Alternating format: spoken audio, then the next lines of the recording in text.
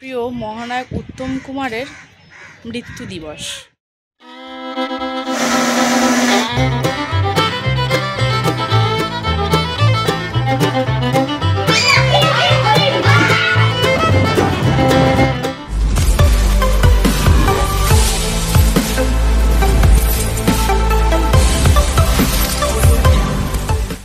Good morning, কেমন আছো সবাই?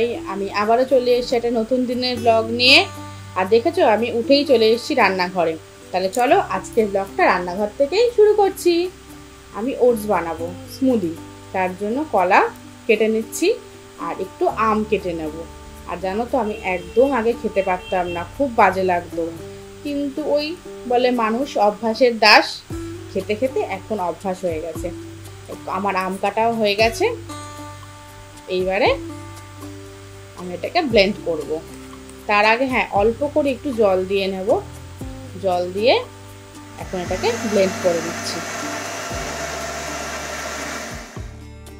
এই দেখো আমার স্মুদি রেডি, একটু পাতলা হয়ে গেছে।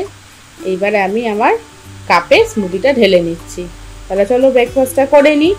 আর ব্রেকফাস্ট করে আমি ওপরে চলে এসেছি, ওপরে কাজগুলো করব। তাই এক এক করে বিছানাটা এখন গুছিয়ে নিচ্ছি।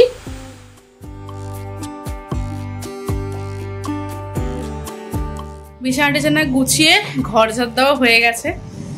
আজকে আর জিমে যাইনি, মেঘও করেছে, শরীরটা ভালো না একটু, তাই এখন একটু বসেছি কফি নিয়ে। কফিটা খেয়ে নেব। এই যে কফি নিয়ে আমি চলে এসেছি, কফিটা খেয়ে নিয়ে তারপর যাবো চান। এইমাত্র চান টান করে পুজো দেওয়া হয়ে গেছে আমার। আর তোমাদের দাদার দোকানে গেছিলাম, একটু কাজ ছিল, হাতে হাতে একটু করে দিচ্ছিলাম। অনেক কটা জেরক্স এসেছিলো, সেগুলো করে দিয়েছিলাম, তাই একটু দেরি হলো আসতে। এখন একটু বসবো, আমার কটা কাজ আছে ওগুলো। আমি নিচে চলে এসেছি আর লাঞ্চ নিয়ে বসে পড়ছি। আর দেখো আজকে কত মেনু ছিল। মেজমা তরকারি দিয়েছিল, মেজমা প্রত্যেক দিনই তরকারি দেয়, আর আমাদেরও আজকে প্রচুর হয়েছে। তাহলে চলো ঝটপট লাঞ্চটা করে নিই। লাঞ্চ টাঞ্চ করে এসে একটু শুয়েছিলাম, ঘুমাইনি, জাস্ট এমনি শুয়ে একটু মোবাইল ঘাঁটছিলাম, একটু টিউটোরিয়াল দেখছিলাম, মার সাথে কথা বললাম। এখন বাজে 4:30, এখন যাব নিচে। জেগে আছি যখন, তাহলে আজকের চাটা আমিই করি, মা তো প্রায়ই করে। তাহলে চলো। আর আমি এইমাত্র ছাদে এলাম, আজকে সকাল থেকে ছাদে আসা হয়নি, ভাবলাম এখন যাই, বেশ ভালো হাওয়া দিচ্ছে, একটু ছাদে যাই। যাই হোক, ছাদে একটু গাছে জল টলগুলো একেবারে দিয়ে নেবো। আর আজকে বিকালবেলা না একটা আমাদের ইনভিটেশন বাড়ি আছে, তোমাদের দাদারই এক বন্ধু মেয়ের আজকে জন্মদিন, সেখানে যাবো। গাছের জলগুলো দেওয়া হবে না, অনেক দেরি হয়ে যাবে, ওই জন্য ভাবলাম ছাদে এসে আগে গাছের জলটা দিয়ে নিই। আর দেখেছো কি দারুণ হাওয়া দিচ্ছে, আমি ওই জন্য আরও ছাদে এলাম। চলো গাছের জলগুলো আগে দিয়ে নিই। আর আরেকটা ইনফরমেশন আমি তো আজকে তোমাদের সাথে শেয়ার করব। আজকে 24শে জুলাই, তোমরা হয়তো জানো বা হয়তো কারোর মনে নেই, হতেই পারে। আজকে আমাদের সবার প্রিয় মহানায়ক উত্তম কুমারের মৃত্যু দিবস। উনি আজকের দিনে আমাদের ছেড়ে চলে গিয়েছিলেন। আমি যেটুকু ওনার সম্বন্ধে বলার আমার সাধ্য নেই, ওনাকে নিয়ে বলারও আমার সেই এখতিয়ার বা সেই সাহস কোনোটাই আমার নেই। কিন্তু তবু কেন জানি না মনে হলো আজকের দিনটায় যদি ওনাকে নিয়ে কিছু না বলি, তাহলে হয়তো আমি নিজে ছোট হয়ে যাব। নিজেই বলতে আমি বলতে বা আমার যে সাধ্য অবশ্যই নেই, কিন্তু কিছু না বললে মনে হবে না এটা ঠিক হলো না, এটা উচিত না, আমার কিছু অবশ্যই বলা উচিত। তাই আমি না তোমাদের সাথে শেয়ার করি। তো আমরা সবাই জানি যে উনি মহানায়ক, মহারাজা, অনেক ধরনের আখ্যা পেয়েছিলেন। আর উনি চলচ্চিত্র জগতের নক্ষত্র, যাকে আমরা বলি ধ্রুবতারা, উনি ছিলেন সেই। কিন্তু দুঃখের বিষয় যে উনি আমাদের মধ্যে আর নেই। আর আমি অনেক ছোটোবেলায় আমার ওনার বই সেভাবে আমার খুব একটা দেখা হয়ে ওঠেনি।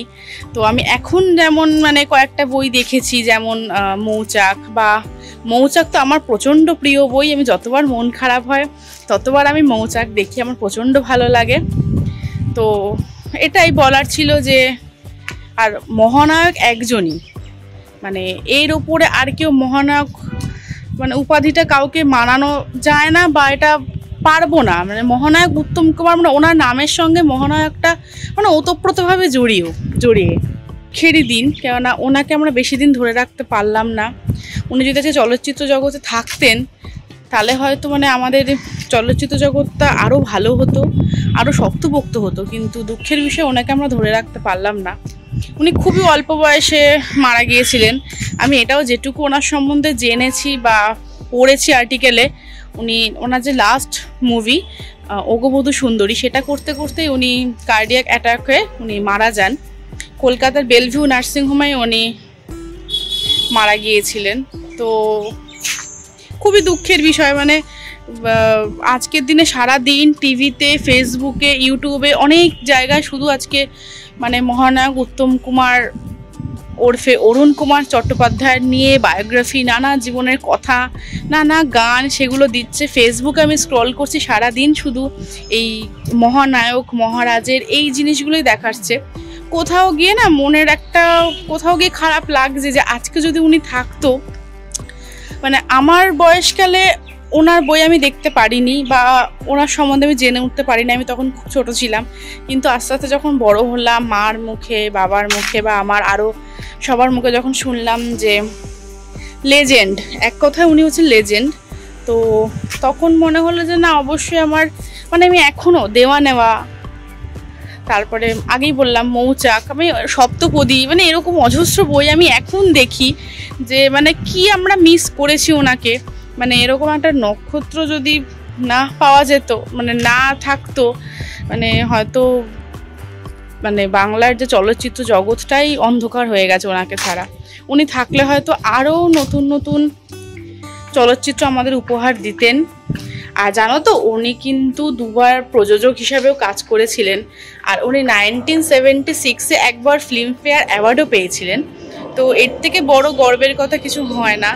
তোমরা অনেকেই হয়তো জানবে না বা অনেকে হয়তো জানতেও পারো, এখনকার ইন্টারনেটের যুগে কোনো কিছুই অজানা নয়। মোবাইল খুললেই, গুগল খুললেই বা টিভি, সব কিছুতেই মানে এই খবরটা, এই নানা সকাল থেকে নানা ধরনের গান দিচ্ছে। তো আমি ভাবলাম না, আজকে তোমাদের সাথে একটু এই জিনিসটা শেয়ার করি। তো চলো, আমি ছাদে এসেছি, ছাদে একটু হাঁটাহাঁটি করে নিই। আর ওই তো বললাম বিকালবেলা আমাদের একটা নিমন্ত্রণ আছে, বিকালবেলা রাত্রের দিকেই যাব, তোমাদের দাদা দোকান বন্ধ করে তারপর যাবে। তো চলো একটু হাঁটাহাঁটি করে নিই। দেখো আমার গাছগুলো কেমন নেতিয়ে গেছে, একটু জল দিয়ে দিই।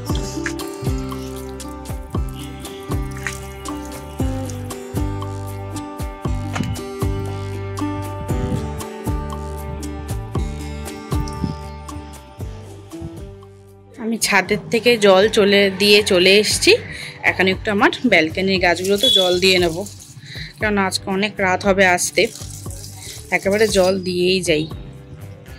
আর বৃষ্টি হয়নি আজকে, তাই অল্প অল্প একটু জল দিয়ে যাই সব কটাতে। এই দেখো আমার এই পাতাবাহারের গাছের ওপরে আবার দুটো দেখো নয়নতারা ফুটেছে, দু কালারের, দেখেছো? সাদা একটা আর পার্পেল একটা। কি অদ্ভুত না, কোনোভাবে হয়তো কোনো দানা পড়েছিল বা চারা হয়েছিল, সেখান থেকে আস্তে আস্তে গাছ দুটো বড় হচ্ছে আবার।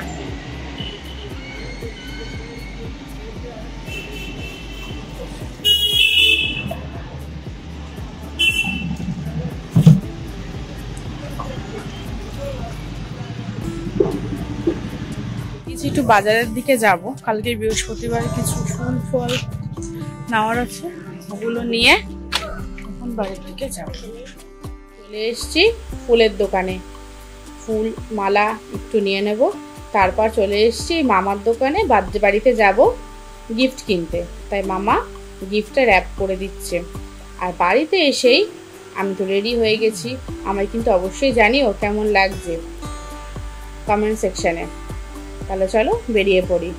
আর এসেই বৌদি দিয়ে দিয়েছে কোল্ড ড্রিঙ্কস আর চিপস। আর এই যে দেখছো পিঙ্ক কালারের ড্রেস পরা, ও হচ্ছে রাইমা, ওরই বার্থডে ছিল। আর বাচ্চা পার্টিরা খেতে বসে পড়েছে এখানে, আর ওই বাচ্চাটা না খেতে পারছিল না, তাই ওকে খাইয়ে দিচ্ছিল বৌদি। তারপরেই বসে পড়েছি আমরা, ছিল বিরিয়ানি, চিকেন চাপ, চাটনি, মিষ্টি, পায়েস। তাহলে চলো আমি ডিনারটা করে নিই। আর ডিনার করে আড্ডা মেরে আমরা বেরিয়ে পড়েছি বাড়ির দিকে। এখন যাচ্ছি বাড়িতে, আর দেখো রাস্তা পুরো ফাঁকা। তারপর মনে হলো একটু আইসক্রিম খাই, তাহলে চলো আইসক্রিমটা আমি এনজয় করি। আর আজকের ব্লগটা এই পর্যন্তই। আর যদি আমার ব্লগটা ভালো লেগে থাকে বন্ধুদের সাথে অবশ্যই শেয়ার করো, অবশ্যই লাইক করো। আর যারা যারা এখনো সাবস্ক্রাইব করোনি তারা ঝটপটকে আমার চ্যানেলটা সাবস্ক্রাইব করে দাও। চলো টাটা, গুড নাইট।